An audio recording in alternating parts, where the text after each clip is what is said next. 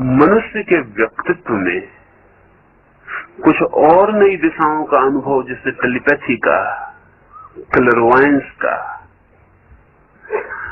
दूर श्रवण का, दूर दृष्टि का और दूर संवाद का, इस पर काफी काम हुआ है। 1000 मील दूर बैठे हुए आदमी को भी मैं यहां बैठ के संदेश भेज सकता हूं बिना किसी बाह्य उपकरण का उपयोग किए। तब इसका मतलब ये होता है कि शरीर ही नहीं, अशरीरी ढंग से भी संवाद संभव है। वो मन ही हो, आत्मा ने हो, ये तो संभावना है। इसकी बात करते हैं। वो मन भी हो तो भी शरीर से भिन्न कुछ होना शुरू हो जाता है, और शरीर से भिन्न होना एक बार विज्ञान के ख्याल में आना शुरू हुआ तो बहुत दूर नहीं है आत्मा का होना। क्योंकि झगड़ा जो है वो ये है कि शरीर से भिन्न भीतर कुछ है। एक बार इतना भी तय हो जाए कि शरीर के भीतर शरीर से भिन्न मन भी है तो भी यात्रा शुरू होगी, और विज्ञान की यात्रा ऐसे ही शुरू होगी। पहले मन ही होगा, फिर धीरे धीरे ही हम आत्मा तक विज्ञान को ले जा सके, इशारे करवा सके। लेकिन मन है।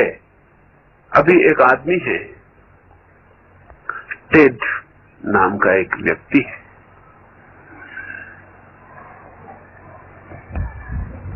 जिसके बड़े अनूठे अनुभव साइकिक सोसाइटीज में हुए।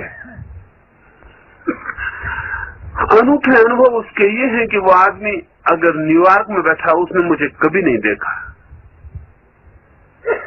मेरा कोई चित्र नहीं देखा, मेरे संबंध में कभी सुना नहीं। लेकिन आप अगर उससे कहें कि वो मेरे संबंध में सोचे, विचार करे, तो वो आंख बंद कर लेगा और वो मेरे संबंध में ध्यान करेगा।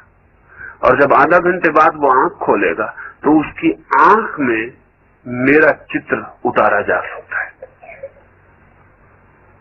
उसकी आंख, कैमरा उसकी आंख से मेरा चित्र उतार लेगा। और इस तरह के हजारों चित्र उतारे गए हैं, और फिर मेरे असली चित्र से जब मिलाया जाता तो बड़ी हैरानी होती। वो करीब करीब बस फेंटनेस का फर्क होता है, इससे ज्यादा फर्क नहीं होता। इतना साफ नहीं होता, लेकिन होता यही है। इसका मतलब क्या है? इसका मतलब यह है कि उसकी आंख किसी न किसी तरह मुझे देखने में समर्थ हो गई है। न केवल देखने में समर्थ हो गई है, बल्कि जैसा मेरे सामने आप मुझे देखें तो आपकी आंख में मेरा चित्र बनता है, ऐसे ही हजारों मील फासले पर अज्ञात अपरिचित आदमी का चित्र भी उसकी आंख में बन गया है। इसके हजारों प्रयोग हुए हैं और हजारों चित्र, हजारों तरह के उस आदमी की आंख में पकड़े गए हैं। टेलीपैथी के तो बहुत प्रयोग हो गए हैं, और अभी चूंकि स्पेस ट्रेवल शुरू हुई और चांद पर जाना है, चांद पर हम चले गए, कल मंगल पर जाना है, और फिर लंबी यात्राएं शुरू होंगी जिनमें यात्री वर्षों के लिए जाएंगे और वर्षों बाद लौटेंगे। मंगल पर भी 1 वर्ष लगेगा आने जाने में। इस 1 वर्ष की लंबी यात्रा में अगर यंत्रों ने जरा सी भी चूक कर दी तो फिर हमें उन यात्रियों से कभी कोई संबंध नहीं हो सकेगा कि वो कहां गए और क्या हुआ, बचे कि नहीं बचे। अनंत काल तक फिर हमें उनका कोई पता नहीं चलेगा। वे हमसे किसी तरह का कम्युनिकेशन न कर पाएंगे। इसलिए रूस और अमेरिका दोनों, जहां अंतरिक्ष की यात्रा पर गहन शोध चलती है, टेलीपैथी में उत्सुक हो गए। क्योंकि अगर किसी दिन स्पेस यात्री का यंत्र खराब हो जाए और वो रेडियो यंत्रों के द्वारा हमें खबर ना दे पाए, तो टेलीपैथी से खबर दे सके। एक अल्टरनेटिव चाहिए, नहीं तो यंत्र का कोई भरोसा ही नहीं। इधर हम अल्टरनेटिव रखे ना, बैटरी सेट रखे हुए, यंत्र का कोई भरोसा नहीं, वो कभी भी। लेकिन अभी साधारण यंत्र भरोसा ना भी हो तो कोई खतरा नहीं, लेकिन यात्री जो अंतरिक्ष में गया है, अगर उसके यंत्र हमें खबर न दे पाए या हम उसे खबर न दे पाए, हमारा संबंध एक बार टूट जाए, तो फिर हमें कुछ पता नहीं चलेगा कि वो कहां गया है भी अब जगत में या नहीं है।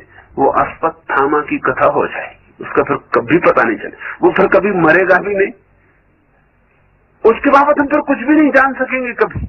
तो वो कोई तो खबर दे सके यंत्र के अतिरिक्त। इसलिए रूस और अमेरिका दोनों ही टेलीपैथी में भारी उत्सुक और दोनों ने गहरे प्रयोग किए। रूस में एक आदमी है फयादेव, उस आदमी ने हजारों मील दूर तक संदेश पहुंचाने का प्रयोग सफलता से किया है। बैठ के वो संदेश भेजेगा किसी व्यक्ति विशेष को और उस व्यक्ति विशेष को उसके भीतर से संदेश आता हुआ मालूम पड़ेगा।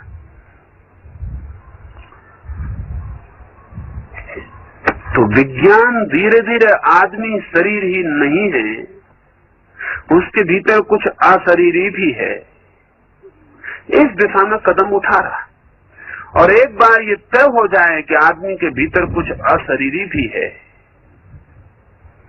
तो पुनर्जन्म का द्वार खुल जाएगा। दर्शन से जो नहीं संभव हो सका, रहस्यवादी जो संभव नहीं कर सके सबको समझाना, वो विज्ञान संभव कर पाएगा।